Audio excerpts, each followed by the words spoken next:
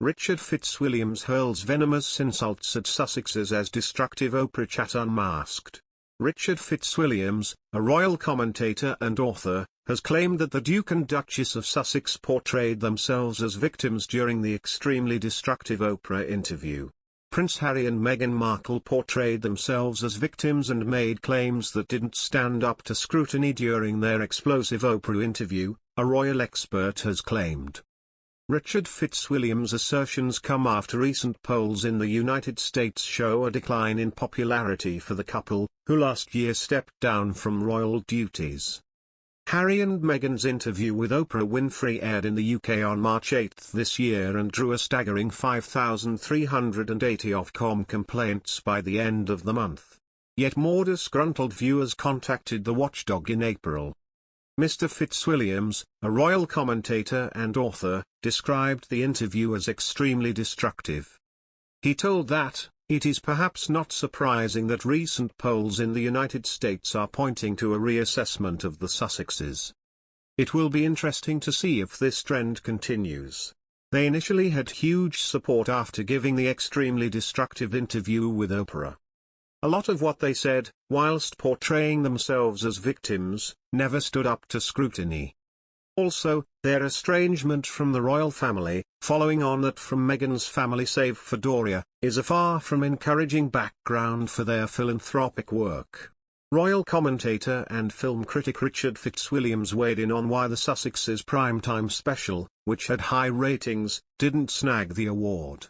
"They were given too easy a life. There wasn't a single point that Oprah pushed them on," he told the Daily Star. "Oprah as an interviewer never pushed them. It was clearly rehearsed and parts of it were questionable. You can see why an awards ceremony would see flaws that the average viewer would not pick up on. The fact that it did so well with the audience wouldn't give it a right to win by itself."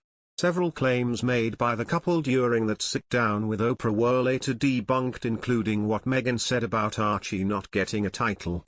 The Duchess of Sussex also claimed that she and Harry were married in a private ceremony days before their royal wedding, but the Archbishop of Canterbury Justin Welby came out to say that was false. "I had a number of private and pastoral meetings with the Duke and Duchess before the wedding," Welby explained to the Italian newspaper La Repubblica. "The legal wedding was on Saturday, May 19, 2018. I signed the wedding certificate, which is a legal document, and I would have committed a serious criminal offense if I signed it knowing it was false."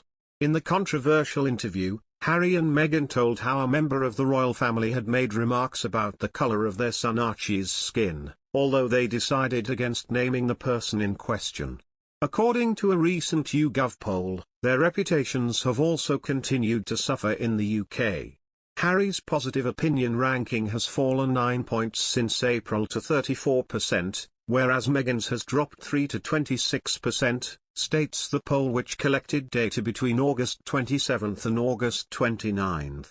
Their responses to the Afghanistan crisis and COVID are responsible for the drop, according to the survey. Mr. Fitzwilliams also called the couple's recent private jet flight back from their 3-day New York trip an ill-advised hostage to fortune.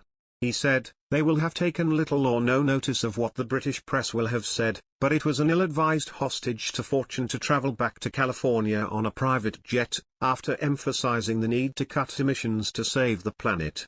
Prince Harry and Meghan Markle are falling into traps now that they are not shielded by the royal umbrella, according to one royal expert.